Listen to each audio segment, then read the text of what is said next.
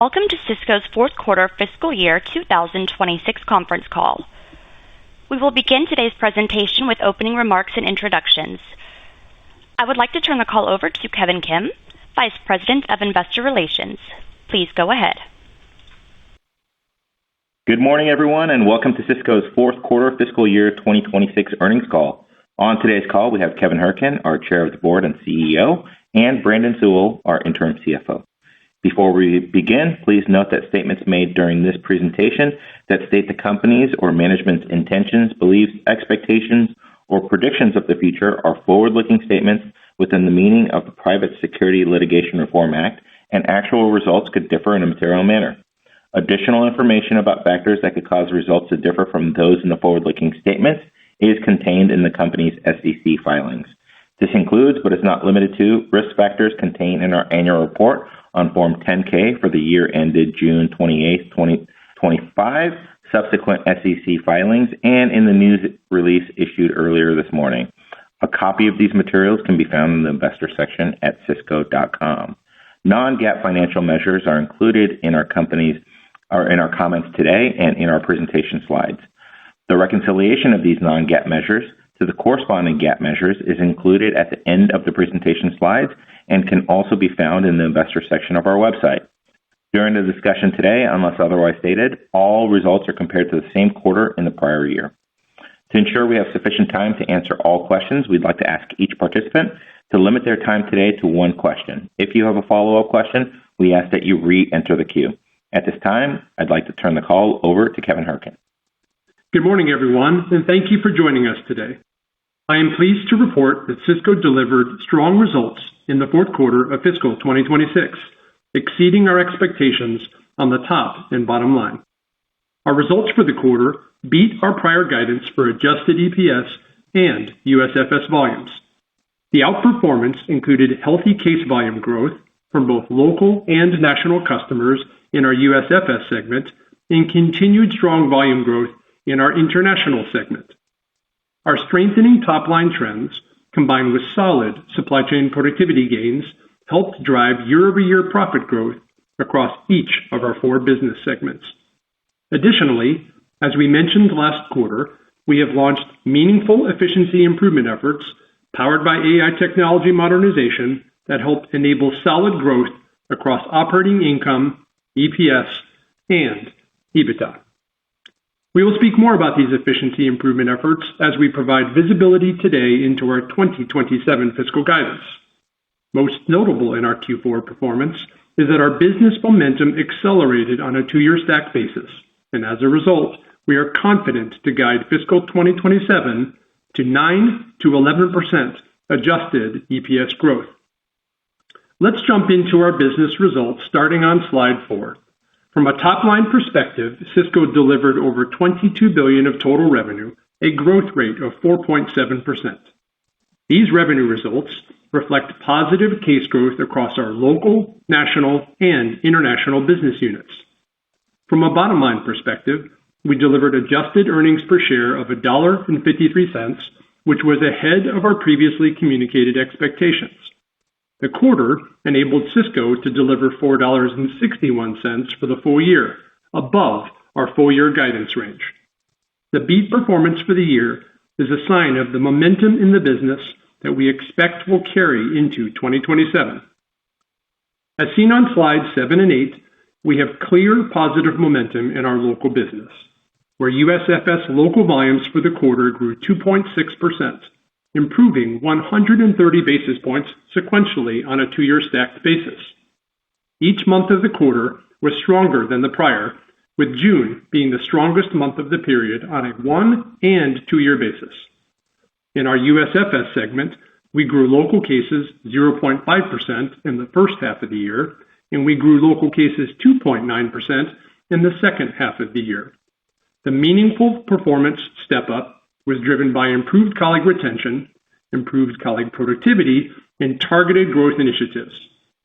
Sysco Your Way and Perks 2.0, for example, delivered solid revenue growth. Most notably, our AI 360 selling tool increases sales colleague confidence, productivity, and job satisfaction. The result is that we continued to post compelling new customer win rates along with improved customer loss rates in the quarter, while posting solid improvement in penetration with existing customers. In fact, our penetration performance in the quarter was stronger than the overall industry, proving that the AI selling tools are positively impacting colleague productivity and selling effectiveness. All told, Sysco grew our independent customer business faster than the overall industry as we exited the fiscal year. The sequential improvement we delivered in fiscal 2026 gives us strong confidence in our local business growth targets for fiscal 2027. Another proof point of our progress is evident in our Sysco brand performance. In Q4, we delivered positive Sysco brand mix in our local business with an increase of 30 basis points versus last year to 46.4%, driven by a focused plan of action. We are strengthening our Sysco brand value tier assortment. During Q4, our value tier item sales growth was 4 times faster than our overall book of business, and this is not cannibalizing our existing business. These are net new cases being sold to existing Sysco customers. These customers were previously buying these value tier products from other competing distributors and not from Sysco. Getting those cases onto a Sysco truck increases our profitability. In addition to the assortment work, we are working to optimize Sysco brand strategic pricing architecture, linking Sysco brand pricing strategies with the ebbs and flows of national brand prices, similar to what you would experience at a retail store. While this was always our strategic intent, AI tools are helping us execute this strategy more consistently. Lastly, AI 360, as I mentioned earlier, is serving up Sysco brand conversion opportunities to our sales colleagues. Our system prompts our sales colleague to engage their customer if an opportunity exists to save a customer money through a brand conversion. Overall, we made significant progress in Sysco brand, and we expect mixed penetration to be positive in fiscal 2027. Sysco brand will contribute positively to our overall profitability in 2027. Turning the page to our national contract business, during our fourth quarter, our national business delivered a step up in performance and generated case volume growth of 2.6%. The positive result was driven by growth in our healthcare, travel and hospitality, and food service management businesses, partially offset by industry-wide softness in national restaurants. For fiscal 2027, we expect to deliver positive case volume growth for national contract customers despite a macro foot traffic environment that remains challenged. Foot traffic to restaurants remains down year-over-year, and Sysco is growing our business, taking share, and delivering profitable growth year-over-year. We will remain focused throughout 2027 on growing our contract business in healthcare, travel and hospitality, and food service management while optimizing our performance with large national chain restaurants. Moving to the middle of the P&L, gross profit was up 3.7%, reflecting our organization-wide focus on strategic sourcing and momentum with Sysco brand penetration rates. Sysco's adjusted operating profit improved 4.1%, outpacing gross profit and reflecting contributions from continued productivity gains within our supply chain. Supply chain expenses grew at a slower rate than revenue and gross profits. Our warehouse and delivery operations achieved our productivity targets for the year, and we increased on-time delivery performance versus customer promise windows by 10 full points in the quarter. Routing efficiency improvements have lowered our cost to serve and increased the service levels that we provide to our customers. I am thankful for the strong performance from our operations team. These hardworking colleagues and leaders are often the face of Sysco to many of our customers. This year marked our third consecutive year of delivering meaningful reduction in miles driven and improved pieces per mile. As we upgrade our routing software in fiscal 2027, we anticipate continued positive contributions to our P&L from routing efficiency while simultaneously improving the customer experience, especially for Perks customers. As we mentioned during our Q3 earnings call, we kicked off efficiency improvement efforts that benefited the fourth quarter and will carry into fiscal 2027. The efficiency projects helped Sysco exceed our adjusted earnings per share guidance for the quarter and the year despite pausing our share repurchase program. During our guidance section today, we will talk to additional efficiency improvement activities that we are pursuing and how they will contribute to the fiscal 2027 profitability. These efforts include AI-driven business transformation. Turning to our international segment, this quarter represents the 11th consecutive quarter of double-digit adjusted operating income growth and highlights the continued strength of Sysco's global footprint, a unique competitive advantage. Our international business delivered adjusted operating income growth of 15.7%, fueled by volume growth in every international geography, with local cases growing 4.5%. The continued local outperformance is being generated by expanded supply chain capacity, increased availability of Sysco branded merchandise, increased sales headcount, and easier-to-use technology. Since 2022, our international team has delivered meaningful progress, and we have more than doubled adjusted operating income margins from approximately 2% in 2022 to over 4% in fiscal year 2026. There are no structural barriers that will prevent our international division from achieving the profitability profile of our U.S. business over time. Our international leadership team is performing for today while transforming the business for a stronger future. I am thankful for the leadership and performance being delivered by our international team. Now that I have provided a high-level summary of the quarter, I would like to share an update on the status of the Restaurant Depot acquisition. We are excited about the acquisition of Restaurant Depot and the bold new chapter of profitable growth it helps to unlock. A future that creates a combined company positioned to step up sales growth, be more profitable, and return more value to shareholders than a standalone Sysco. Most importantly, we will increase our ability to help save restaurants money with a more efficient buying program and by expanding Restaurant Depot's low-cost format to 125 plus net new geographies over time. We will expand affordable options for restaurants by bringing the low-cost Restaurant Depot model to hundreds of additional communities, and we are committed to not raising prices in Restaurant Depot stores. What makes Restaurant Depot great is their compelling value offering. We will do nothing to compromise that under Sysco's ownership. In fact, we think we can strengthen it by buying together and leveraging our combined supply chain to keep costs low. Since our planned acquisition was announced on March 30th, we have worked hard to communicate the strategic merits of the deal. I will not completely repeat those points today, but I would like to highlight the key themes on slide 10. Our combined company will grow faster and will have more exposure to the most profitable segment of the business, local. Local restaurants are performing better than national chains for a host of reasons, and increasing our work focus on local customers is a net positive for the long term. EBITDA margins of the company are expected to expand by more than 140 basis points. We plan to deliver $250 million of cost synergies through strategic procurement efforts. We will develop and launch revenue growth initiatives that are not included in the deal model. These efforts have the opportunity to exceed the value of the procurement efforts just mentioned. An example of these opportunities is leveraging Restaurant Depot stores to fulfill orders for Sysco delivery customers when the customer needs product immediately. In many instances, the Restaurant Depot store is closer to our end customer. This multi-channel concept would grow our collective sales in a cost-efficient manner. We also have an opportunity to leverage the strong assortments from the two businesses bidirectionally to expand our offerings to the customers.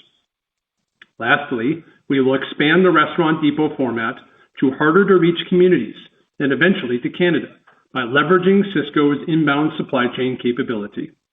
All told, these efforts enable day one EPS accretion, year one EPS accretion in the top quartile of M&A transactions, and accelerating EPS accretion as our debt level is reduced and our excess free cash flow is utilized to reduce our share count and increase our dividend. We understand that reducing our debt level is a priority for investors. It is a high priority for Sysco management as well. We are 100% confident in our ability to delever quickly by utilizing the compelling cash flow generation of core Sysco. We will improve Sysco's cash flow through the AI transformation efforts I mentioned previously. And when combined with Restaurant Depot's strong cash flow, we can reduce the debt level quickly. Most importantly, the combined company will grow faster, be more profitable, and return more value to shareholders than a standalone Sysco. These efforts are expected to accelerate Sysco's TSR into the mid-teens. In regards to deal approval, as expected, we received a second request from the FTC during the quarter. Our initial expectations for the deal to close by the third quarter of fiscal 2027 remain unchanged. This deal expands affordable food options, creates jobs, and is good for restaurant operators. We are confident that the government review will conclude that the deal is positive for restaurants and for competition. Lastly, I would like to provide an update on the performance results from Restaurant Depot. We have been advised by Restaurant Depot leadership that in their most recently completed calendar quarter, their sales growth was approximately 4% and their operating margins were in line with expectations. Through half of their calendar year, Restaurant Depot is delivering strong profit growth versus prior year and compelling overall financial performance. The Restaurant Depot business will substantially increase Sysco's profitability. It will also provide a natural hedge to a softer economy as the business benefits during economic downturns. More importantly, our combined company can create customer engagement opportunities that will be unmatched in the industry, enabling us to grow our business profitably in the important local customer segment. We believe Sysco's strong finish to the year and the guidance for fiscal 2027 demonstrate a firm foundation from which Sysco will build our future together with Restaurant Depot. In my closing section today, I want to summarize the highlights of our fiscal 2027 guidance. We expect the strong exit velocity of our business in Q4 of fiscal 2026 to carry into the coming fiscal year. Our positive momentum will continue in local case growth and Sysco brand mix. Our international division will continue to post double-digit profit growth in 2027. We expect to deliver revenue growth of 6 to 7% for the year. The revenue growth will be enabled by approximately 2.5% local case growth in our USFS segment. Through disciplined margin and expense management, we expect to deliver adjusted EPS growth of 9% to 11% in 2027. To be very clear, the revenue and EPS figures just mentioned include the benefits of the 53rd week. Excluding the 53rd week, we expect Sysco's earnings growth to be at the top end of our long-term growth algorithm, even with the suspension of share repurchases and the softer macro backdrop. When coupled with our industry-leading dividend, we anticipate a year of double-digit TSR in fiscal 2027. To enable the earnings guidance just referenced, our team introduced an organization-wide efficiency improvement program driven by AI transformation. A summary of these efforts can be seen on slide number 11. We have identified AI growth and business efficiency improvement projects across sales, merchandising, supply chain, and back office.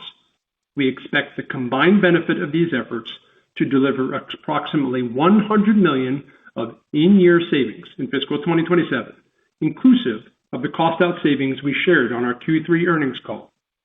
Brandon, our technology leadership team, and I are leading this work across the company. The $100 million we have identified is just the start of the effort.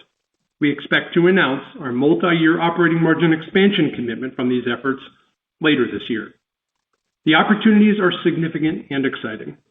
We believe we can improve service to our customers, do our work more efficiently, and reduce our structural operating expenses by leveraging best-in-class technology. Sysco is leading our industry in these efforts, and this work will enable us to sustain and expand our industry-leading profitability. The combined impact of our core business momentum and the AI business transformation we expect will deliver adjusted earnings per share growth of approximately 9% to 11% while improving service to our customers. With that, I would now like to turn the call over to Brandon to provide additional insights into our Q4 performance and guidance for fiscal 2027. Brandon, over to you. Thank you, Kevin, and good morning, everyone. At the highest level, I am encouraged that we were able to over-deliver on our previously communicated guidance for the quarter and the year. As Kevin outlined, our company-specific initiatives drove tangible results across our business. We expect this positive momentum to continue in FY27, anchored on operational rigor, inclusive of our cost savings program. We have a high degree of confidence for delivering our FY27 guidance across the P&L, cash flow, and rewarding our shareholders with another year of dividend growth. As shown on slide 13, our Q4 results included sales growth of 4.7%, continued volume growth in the USFS and international segments, strong margin management, and adjusted EPS of $1.53. As Kevin stated, this allowed us to exceed our annual EPS guidance, delivering $4.61 of adjusted EPS, even after pausing share repurchase for the year. Importantly, our largest and most profitable USFS segment continued to deliver balanced top-line growth during the quarter, while also growing adjusted operating income.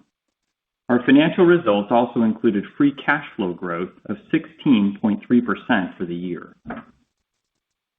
Q4 benefited from positive operating leverage for the enterprise, with a 3.7% rate of growth in gross profit, outpacing a 3.6% rate of growth in adjusted operating expense, which included global pressure from the higher fuel prices. This performance also reflects continued positive volume growth across our important local customers and positive mix shifts from our Sysco brand penetration rate.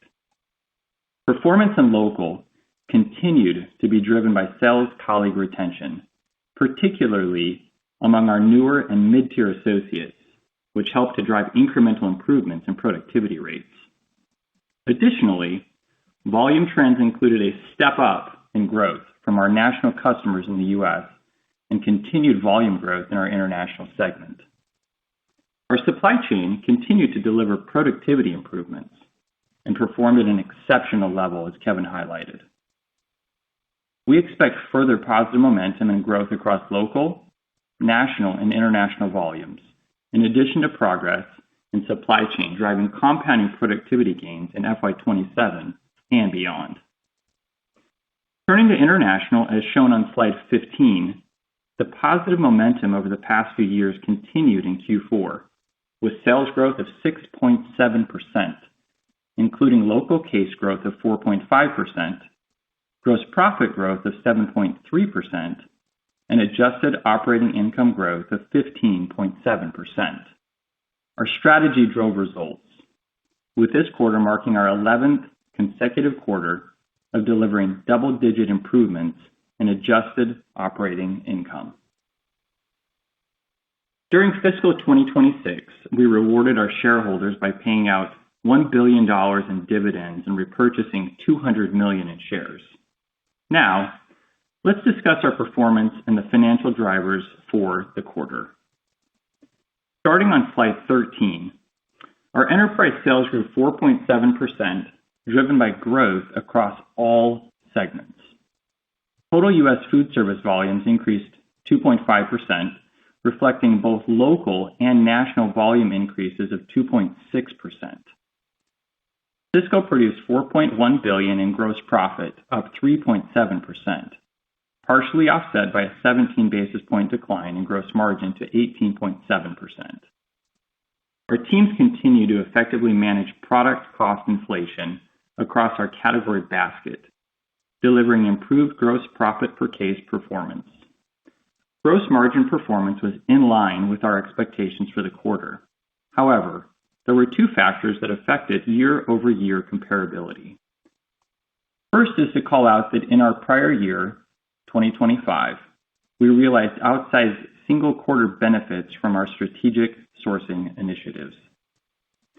The timing of those benefits was unique to that period and created a challenging comparison. The second factor was in Q4 of this year, related to the increased cost of fuel across the business. Approximately 80% of our bulk fuel purchases are hedged over the next fiscal year. During the quarter, elevated fuel costs impacted both food input costs and inbound transportation expenses. We've been very thoughtful about what portion of that increase we absorb in our business to keep our food affordable for customers. Our 2027 plan takes this backdrop into account, and importantly, we are confident we can expand our gross profit margins in the coming year. During the quarter, inflation rates for the enterprise were approximately 2.8%, while inflation in our USBL business was approximately 1.3%. Overall, adjusted operating expenses were $3 billion for the quarter, or 13.5% of sales, a 20 basis point decrease from the prior year, reflecting strong operating leverage within our business. Results included cost-out efficiencies, partially offset by planned investments in the business across sales headcount, fleet, and building expansions. This also included lapping of $11 million in incentive compensation from the prior year. Additionally, SYGMA results this quarter were solid, reflecting 3.1% sales growth and 11.1% operating income growth, driven by continued improvements in our supply chain operations. Corporate adjusted expenses were down 9.8%, which included benefits from the previously discussed cost-out efforts implemented earlier in the year, as well as lower insurance and other costs. Overall, adjusted operating income grew 4.1% to $1.1 billion, and adjusted EBITDA grew 4.7% to $1.3 billion. Let's now turn to our balance sheet and cash flow. Our investment-grade balance sheet remains robust and reflects a healthy financial profile. We ended the quarter at a 2.7 times net debt leverage ratio. Turning to our cash flow, our free cash flow for the year was $2.1 billion, up 16%, highlighting strong quality of earnings and a disciplined CapEx strategy. Building on Kevin's commentary related to the merits of the Restaurant Depot transaction, I would like to provide an update on the deal financing strategy. In June, our finance team executed an additional $2 billion of interest rate hedges, further stepping up our cumulative hedge position related to debt financing. Then in July, we filed our registration statement on Form S-4, which was subsequently declared effective by the SEC. In preparation for this transaction, we remain focused on preserving cash levels, improving our core Sysco working capital, and remain committed to quickly delevering the balance sheet as illustrated on slide 23, consistent with prior communications. We know how important debt reduction is to our investors, and it is important to our leadership team as well. To that end, our team has already voted to add structural cost out to our long-term equity performance program. That structural cost improvement will be leveraged to accelerate our debt reduction efforts and increase Sysco's overall profit margins. Kevin and I are excited about that work, and we are partnering with our technology leadership team to improve the efficiency of how we work. These projects are tangible, real, and meaningful contributors to our future growth and performance. Kevin and I consistently emphasize that these efforts not only reduce administrative costs and complexity, but also improve the customer experience by enabling our teams to spend more time driving growth and engaging directly with customers.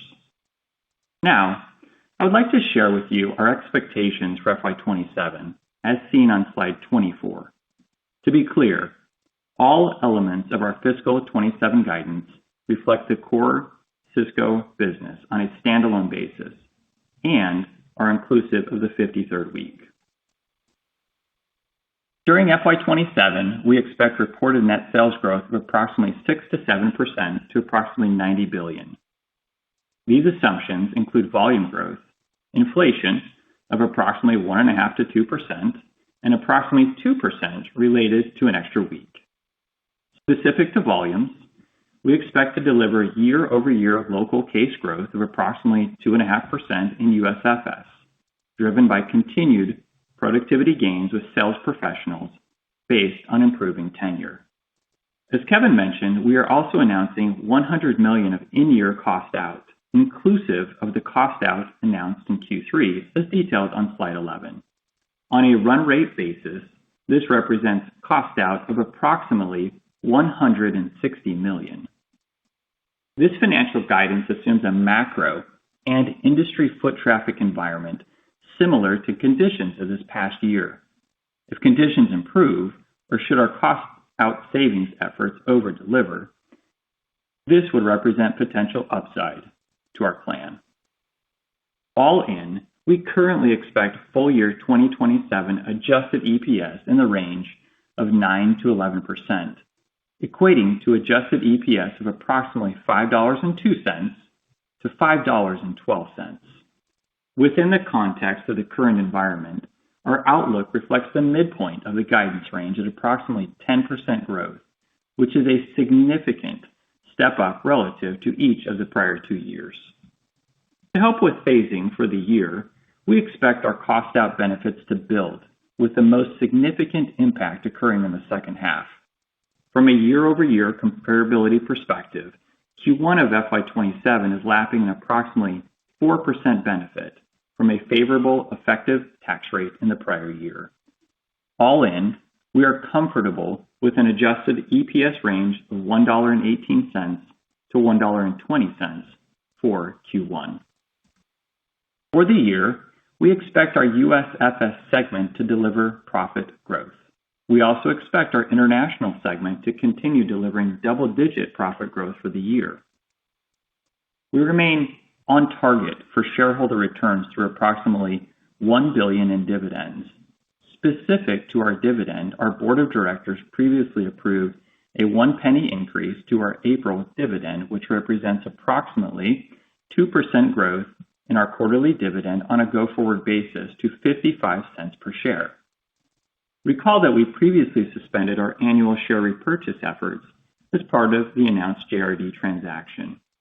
We look forward to resuming share repurchase efforts after successfully reaching our previously shared deleverage targets.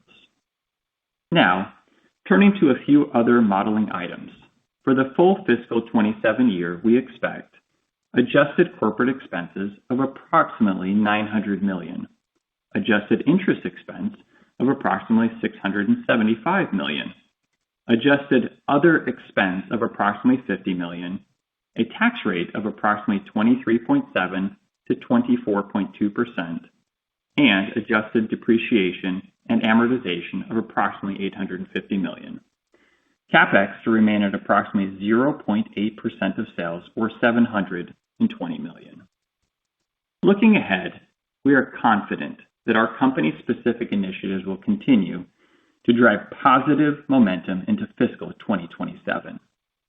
Combined with the advantages of our industry-leading scale and capabilities, we are well-positioned to accelerate customer growth while delivering long-term value for our shareholders. With that, I will turn the call back to Kevin for closing remarks. Thank you, Brandon. I appreciate all that you are doing for Sysco, our shareholders, and our customers. Q4 was a quarter displaying momentum and progress at Sysco. We are confident in our continued progress in fiscal 2027 as we plan to deliver solid revenue growth and adjusted earnings per share growth at the high end of our long-term growth algorithm. We are proud of our dividend aristocrat status and 57-year track record of dividend increases. For fiscal year 27, we expect to deliver a double-digit TSR. Our U.S. business is performing, our international segment continues to exceed expectations, and we are working diligently on the Restaurant Depot acquisition. I would like to thank all Sysco colleagues for their dedication to our customers, the strong finish to our fiscal year, and the compelling engagement that they are bringing to our customers. Confidence and momentum are building across the company, and I've never been more excited about the opportunities ahead for Sysco. With that, operator, we're now ready for questions. Thank you. If you would like to ask a question, press star 1 on your keypad. We ask that you limit yourself to one question. To leave the queue at any time, press star 2. Once again, that is star 1 to ask a question. And our first question will come from Kelly Bania with BMO Capital Markets. Please go ahead. Good morning. Thanks for taking our question. Kevin, wanted to ask about the incremental cost savings related to the tech and AI initiatives. Slide 11 was helpful as you called out. Just as you look at those 6 areas of focus there, are all of these kind of equal contributors? Does one area stand out as the largest contributor to that outlook? And I think there was a comment that this is really just the start of this initiative. So just curious, it sounds like it's early, but just what does the runway look like in future years? Because the message that I'm hearing is that it can essentially replace the EPS impact of kind of losing the buyback impact of this year. So just curious as what kind of that algorithm might look like in future years as you kind of incorporate these savings into the next couple of years. Good morning, Kelly. Thanks for the question. Why don't I toss to Brandon to get started to set the context of the financial elements of what you just asked, what flows through to 27, our thoughts for the future. You asked about, is it evenly distributed or some bigger hit topics? And so he'll cover a couple and then he'll toss to me and I'll do a wrap up. So Brandon, over to you, please. Yeah, perfect. Yeah. Thanks, Kelly, for the question. I think for 27, I'll address first. Maybe I'll give a couple examples. From a timing perspective, that $100 million in the tech savings, it is net of investment. It'll start towards the end of Q1, and it'll be back half weighted as we implement the technology across those work streams that you see on that slide. I should also say it'll be weighted towards USFS. Maybe I'll share a couple of examples from my shop, and then Kevin, you can add anything you'd like. That would contribute towards that $100 million. The first one I would share is, tech to improve fill rates and inventory forecasting accuracy. It'll benefit our working capital. As a reminder to the team here, a day of working capital is worth a couple $100 million. So we'll use those improvements to deleverage faster than we previously shared. And that's a body of work we're really excited about. The second example I would share is related to our indirect space, not a space that generally gets a lot of attention, but we will use reverse auction tools to tackle that indirect expense. And it's significant. We buy a lot of indirect in supplies and parts with our fleet and our warehouses, and that tech will allow us to work faster and really address more than we've been able to address historically. So those new capabilities are worth tens of millions and will ramp throughout FY27. Kevin, any projects you want to add? Yeah, I will. Just before I go into projects, let me just take a giant step back. We've been hard at work at this subject for the past, let's call it 100 plus days, evaluating every part of our business. And the mantra that I'm using as the leader of the company is better, faster, cheaper. Where can we improve the customer experience through improved technology? Where can we do the work we do faster, more agile, solve problems more quickly? And the last is do it more efficiently.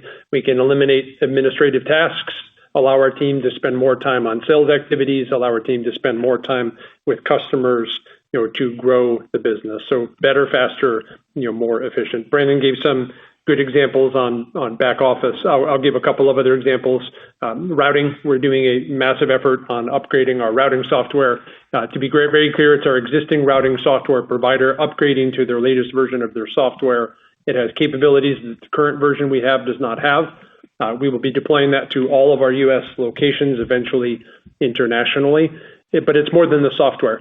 It's about changing how we do that work. It's about customer-centric routing capabilities, doing that work in a more agile manner, decreasing miles driven while simultaneously increasing our on-time to the delivery promise to the customer. That's a perfect example of better and more efficient. The routing opportunity is significant.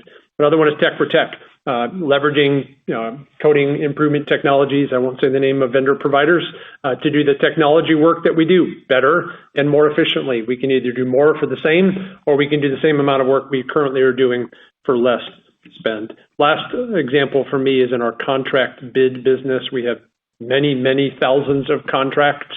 We can leverage AI technology to write better contracts that have a better profitability profile. And then we can, more importantly, leverage technology to match the transactional actual performance of that customer against the contract to make sure that we're paying appropriately for the work that we're doing or getting paid appropriately for the work that we're doing. There can be some leakage in that sector over time if those contracts aren't being managed appropriately. So these are just examples. I think we've given you enough color to say there's tangibleness, there's clarity, and to answer the first part of your question, this will build over time.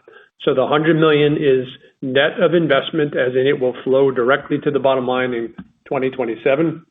Brandon quoted the run rate value is $160 million of the work we have already identified. We continue to find new sources of value.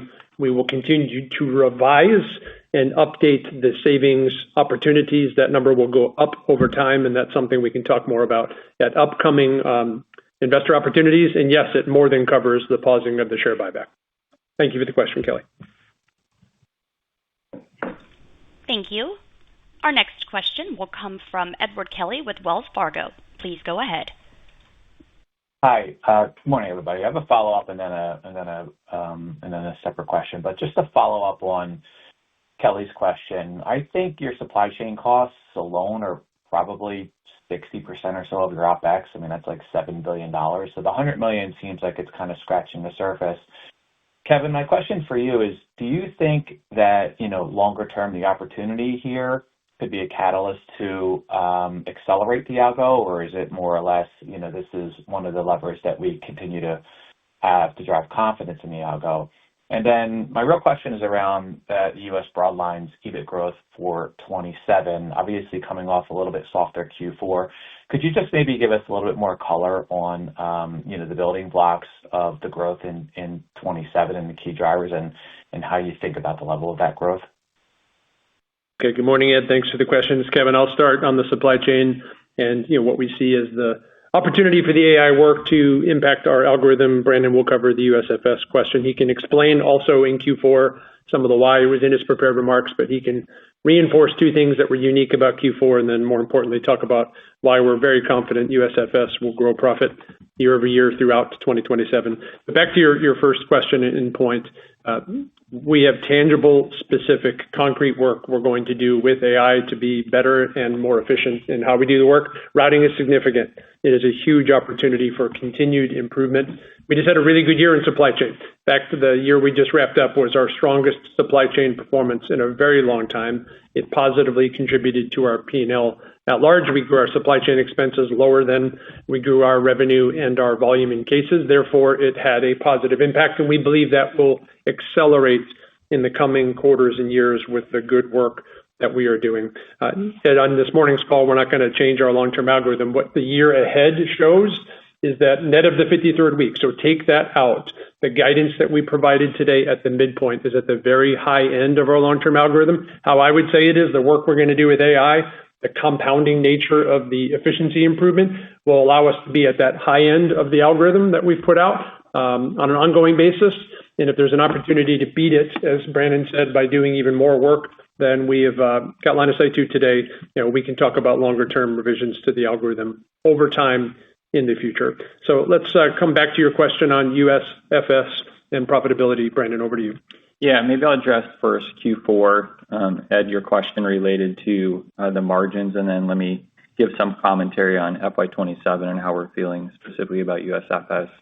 There were a couple of items in Q4 on a year-over-year perspective that affected our margins. The first was going back to FY25. If we go to Q3, strategic sourcing was low, and that value was pushed into FY25 Q4. So the year-over-year lap for 26 Q4 was challenging because of that huge strategic sourcing number in FY26 or FY25 Q4. The second item is fuel.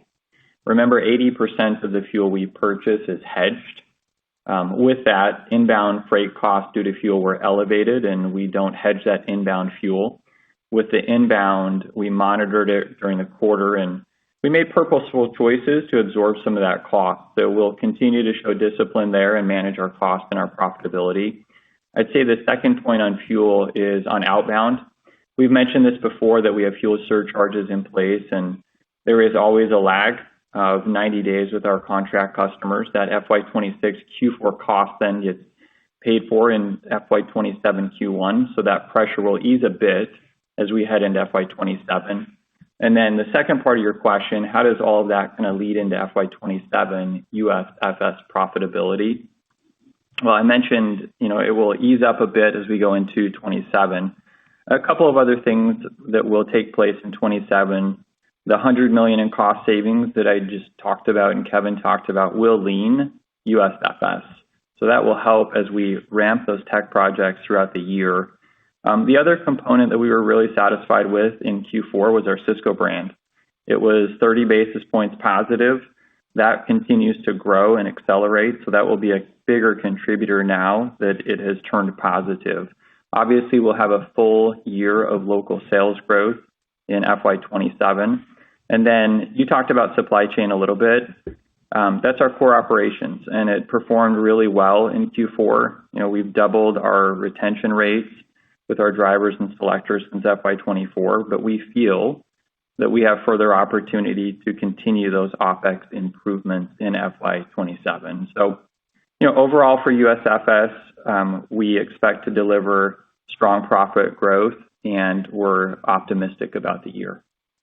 Just put a bow around, what Brandon just covered. It's the aggregate of those components that gives us the confidence to deliver profit growth in USFS. And the exit velocity of June and the exit velocity of Q4 is where we need to be. There's no big step up, with the exception of the $100 million cost out, which throttles throughout the year because these are projects that launch. The core business is performing. And last but not least, tied to that, one of the projects that Brandon covered is improving our forecast accuracy in the inventory space. We have a dual mandate there of improving fill rate outbound to customers. He quoted, it's $250 million of cash that we can improve by taking a day of inventory or a working capital, day of inventory improvement to the degree that we succeed on that project or exceed expectations. We will take all of that cash to plow towards delevering faster. That is our commitment. The incremental cash flow that we generate will be targeted towards delevering faster, ahead of schedule versus what we communicated on March 30th for the deal model. We understand how important delevering is to our investors. It's very important to Sysco. Thank you. Our next question will come from Lauren Silberman with Deutsche Bank. Please go ahead. Thank you very much. I have a follow-up to Ed and then a real question. The follow-up is just on the USFS gross margins, the comments on inbound fuel. Is the right read that you're not passing it fully through, pricing lower, potentially to gain new customers, or is this more of a timing dynamic? And then my real question is on case growth. So U.S. local case growth, you're getting to 2.5% for the year. Any color on what you're seeing quarter to date and how you're thinking about the cadence of growth, and then any more color on expectations on the national side? Thank you. Okay, good morning, Lauren. Thank you for the question. It's Kevin. Let me just, it can be confusing, fuel, what's hedged, what's not hedged. Brandon covered some key points. Let me repeat some of the key points that he made. Outbound to customers, we are substantially hedged for more than a year.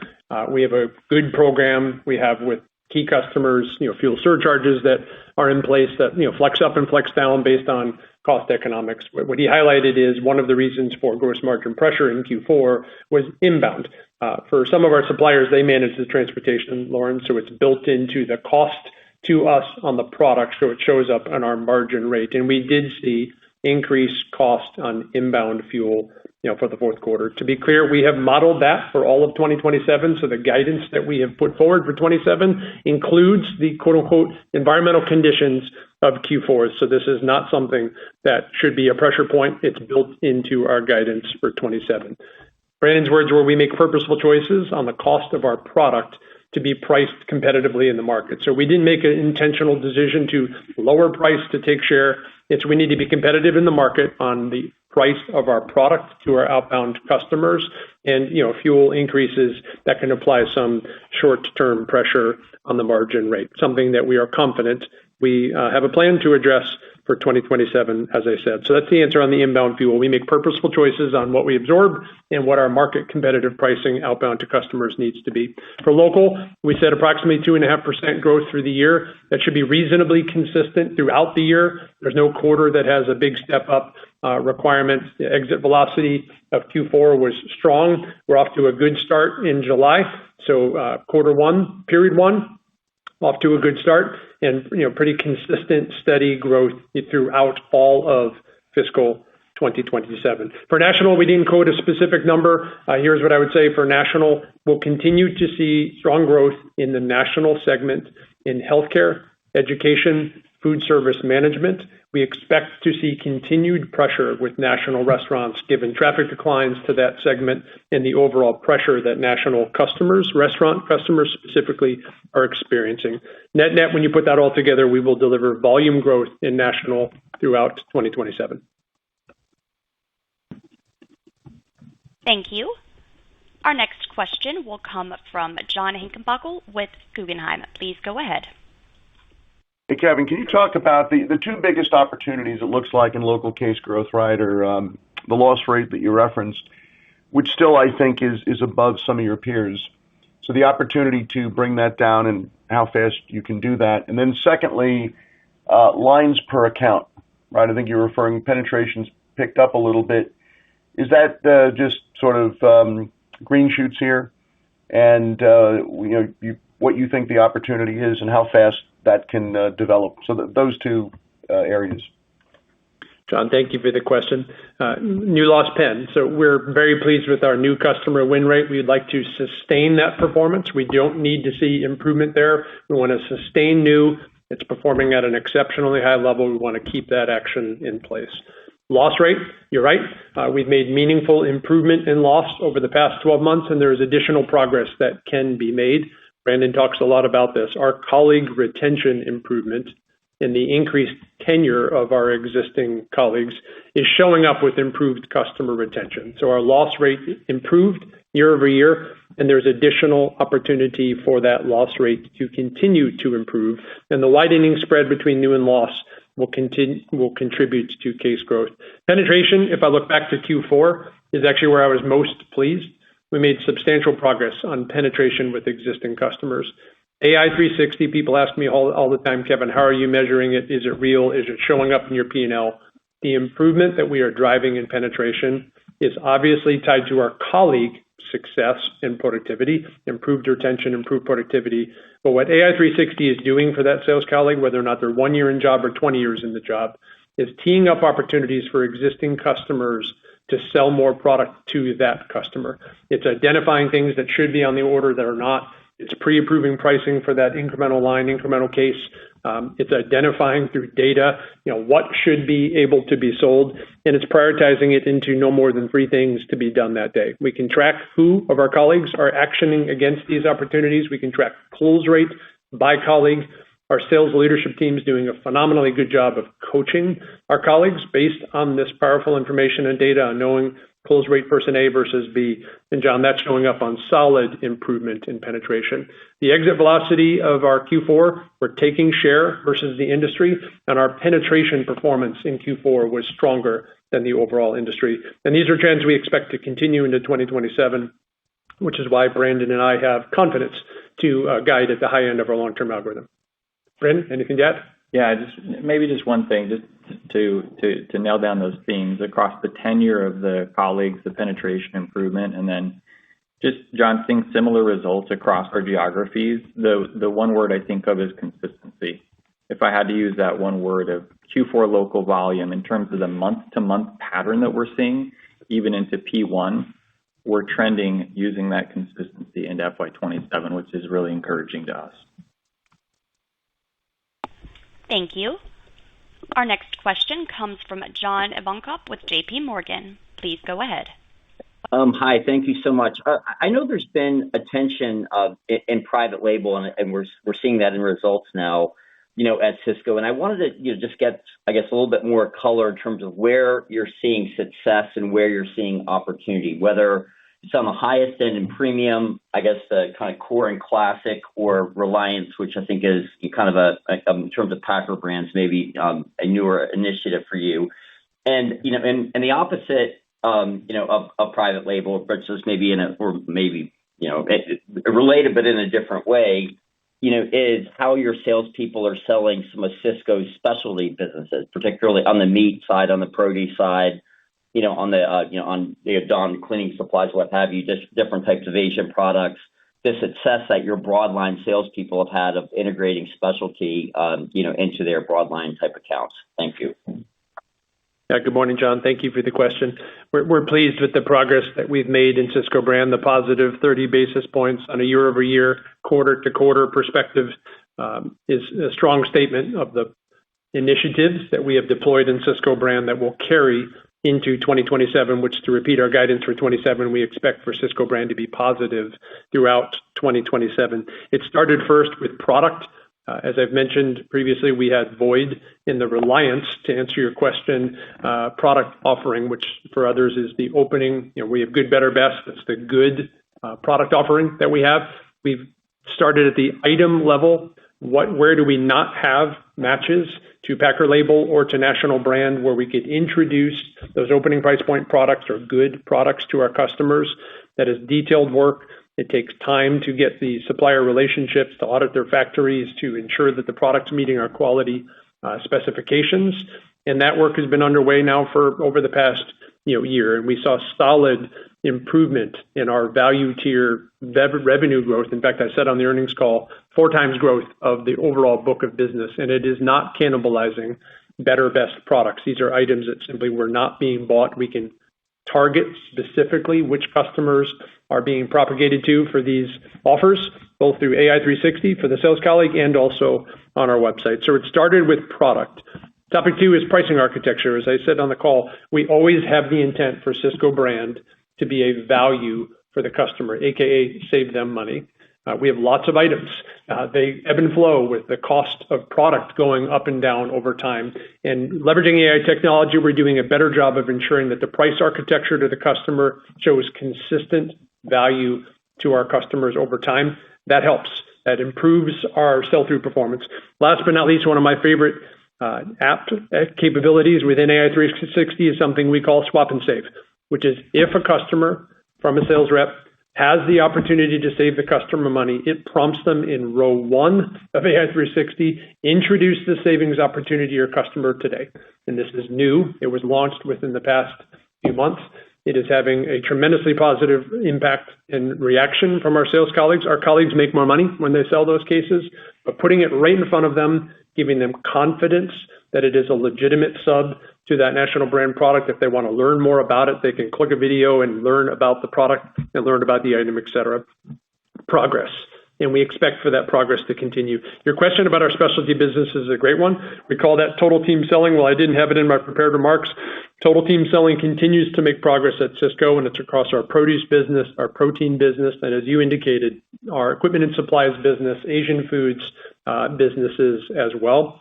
We will expand our Asian food business to more geographies in 2027, giving us more of an opportunity for that cross-sell capability. Total team selling continues to perform. There continues to be meaningful opportunity for us. We still have many, many thousands of customers who are buying just broadline. And as we've shared before, as we add a specialty category to that account, that customer buys more, they have a much higher retention rate and a higher overall profitability. So total team selling continues to perform for the company and will be a growth vector for 2027. Thank you. Our next question will come from Mark Carden with UBS. Please go ahead. Good morning. Thanks so much for taking the question. So sounds like some good progress on local case volumes. How are you thinking about local salesperson headcount growth in fiscal 27? Any acceleration or deceleration relative to fiscal 26? And then when you do see macro pressures like the ones that we're seeing persist, do you see much of a benefit from having a more balanced base bonus structure relative to your peers? Thanks. So, Brendan, you want to start this question? Yeah. So from an SE hiring perspective, we had 450 in 24. We talked about 300 in 25. And in 26, we did have growth across both of our main U.S. businesses. Those we've hired over the last 2 years have moved up the productivity curve, and retention remains high across all of those 10 years. Mark, we'll continue to hire salespeople for sure. We're at a point where we're balancing that with productivity. We're seeing significant productivity improvement. So we want to strike the balance between those two, but we will absolutely have better or more growth in FY27 as well. And then, from a macro perspective,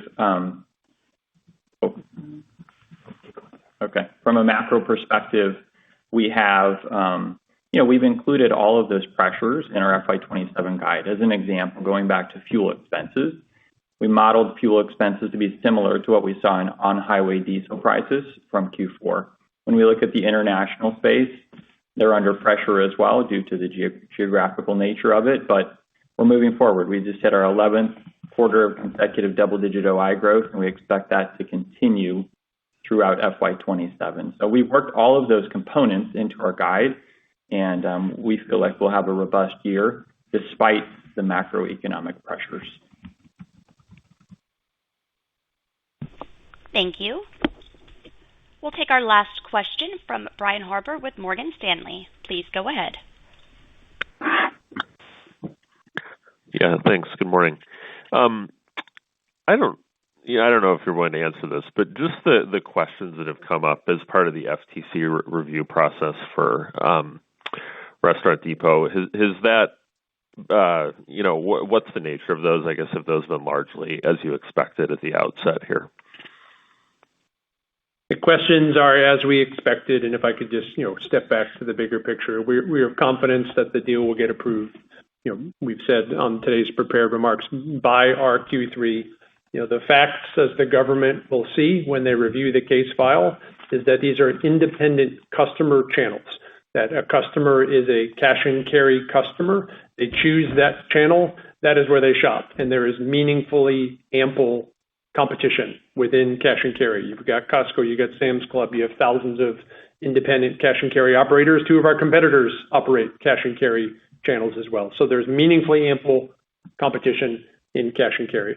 The other customer is a customer who prefers delivery. They want white glove service. They want a delivery to their restaurant. They don't want to own their own van and have to take time out of their day to have to go over to a store to get their product. And obviously, there's ample competition in the delivery. There's very little overlap between the two customer channels today at this time, and that can be back tested looking at when Restaurant Depot opens a store, what happens. So that's point one. Point two is pricing.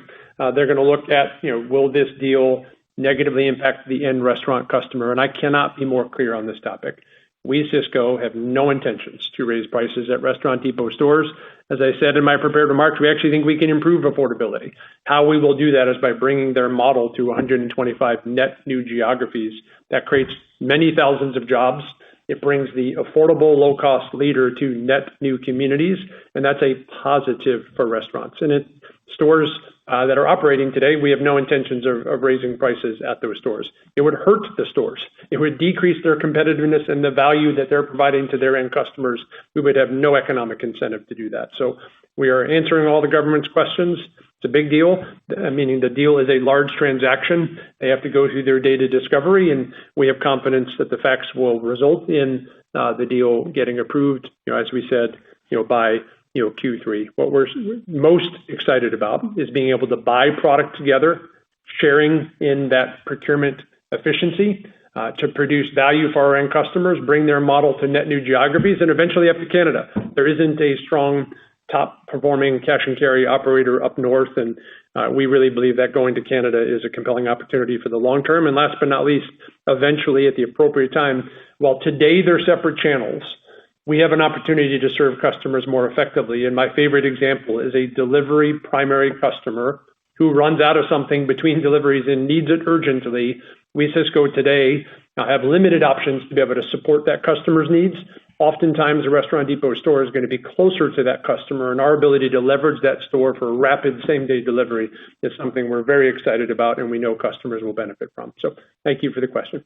Kevin Kim, over to you. All right, great. Thank you, everybody. Thank you for joining our call today. Please reach out to the investor relations team if you have any follow-up questions. Thank you for your time. Thank you, ladies and gentlemen. This brings us to the end of today's meeting. We appreciate your time and participation. You may now disconnect.